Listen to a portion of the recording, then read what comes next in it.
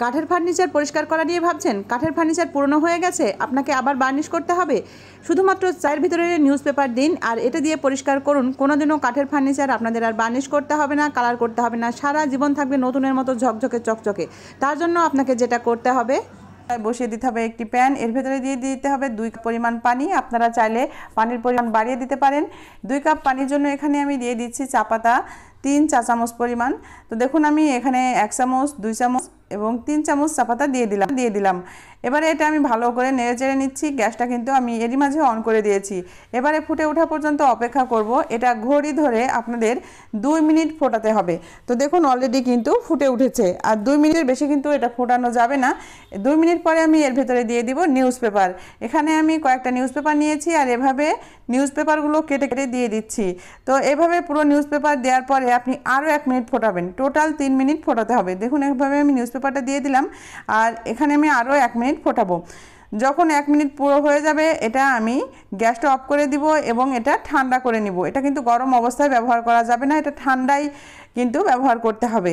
তো অনেকেই মনে করছেন এটা খেতে হবে, এটা কিন্তু খেতে হবে না। আপনার সংসারের সবচেয়ে বড় খরচের সমাধান করে দিবে। আপনাদের এই বড় খরচ আর হবে না। দেখুন এটা কিন্তু অলরেডি হয়ে গেছে। আমি এরই মাঝে গ্যাসটা অফ করে দিয়েছি এবং এটা ঠান্ডাও করে নিয়েছি। ঠান্ডা হয়ে গেলে এটা আমি একটি বাটিতে ঢেলে নিচ্ছি। এখানে 2টো বাটি নিয়েছি, অর্থাৎ কাপ নিয়েছি। যে কাপে আমি পানি দিয়েছিলাম সেই কাপই ব্যবহার করছি। আর যেই চায়ের লিকারটা হয়েছে আমি অর্ধেক অর্ধেক করে সমান সমান করে দিয়ে দিচ্ছি। এখানে কিন্তু সমান করে দিতে হবে, কম বেশি করে নেওয়া লাগবে না। আপনাদের প্রয়োজন অনুযায়ী আপনারা কম বেশি নিতে পারেন, তবে মনে হয় সমান নেওয়াই উচিত।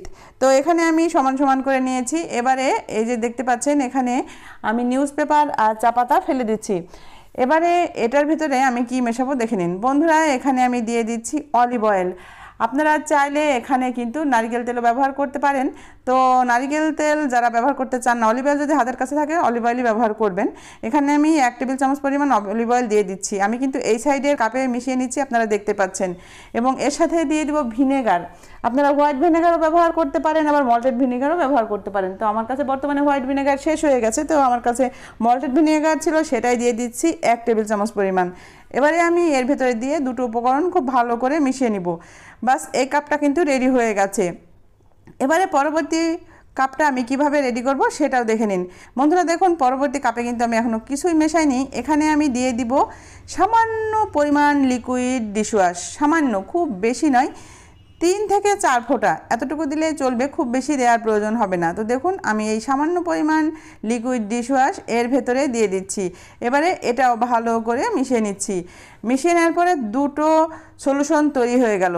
এই দুটো জিনিস দিয়ে আপনার সংসারের কি কাজ করবেন দেখে নিন বন্ধুরা। আপনার সংসারের হাজার হাজার টাকা বাঁচাতে এবং আপনার কষ্ট কমাতে কিন্তু দারুণ একটি উপায় তৈরি হয়ে গেল। তো এবারে আমি এখানে নিয়েছি একটি কাপড়। আমি এই সলিউশনের ভিতরে এই পাতলা কাপড়টা ভিজিয়ে নিচ্ছি। ভিজিয়ে নেওয়ার পরে এটা আমি কি করব দেখে নিন এবং পরবর্তী বাটিটা কি করব সেটাও দেখে নিন। এটার কিন্তু আলাদা আলাদা ব্যবহার আছে। এই বাটিটা যেটা আমি রেডি করেছিলাম সেটার ভেতরে আমি এটা ডুবিয়ে ফার্নিচার পরিষ্কার করব।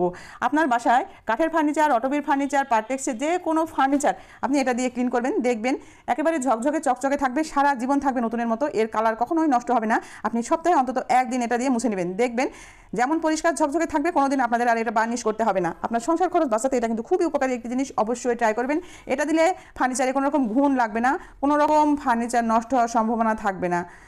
তো এটা দিয়ে শুধু কাঠের ফার্নিচারই নয়, আপনারা যে কোনো পার্টেক্সের ফার্নিচারও কিন্তু বা মালয়েশিয়ান বোর্ডের ফার্নিচারও কিন্তু পরিষ্কার করতে পারবেন অনায়াসে, কোনো রকম সমস্যা হবে না। এবারে চলে যাচ্ছি দ্বিতীয় যে রেমেডিটা তৈরি করেছিলাম সেটাতে।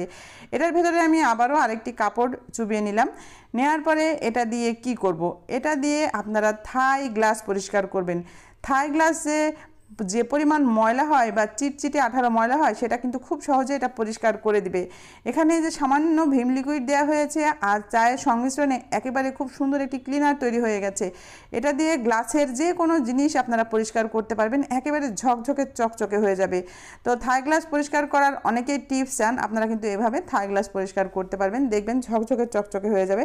পাশাপাশি আপনাদের ডাইনিং টেবিল যদি গ্লাসের হয় বা সেন্টার টেবিল যদি গ্লাসের হয় সেগুলো পরিষ্কার করতে পারবেন। ড্রেসিং টেবিলের আয়না পরিষ্কার করতে পারবেন। যে কোনো গ্লাসের জিনিস, গ্যাসের চুলা থেকে শুরু করে সব কিছু ক্লিন করতে পারবেন এটা দিয়ে। খুবই উপকারী রেমেডি এটা।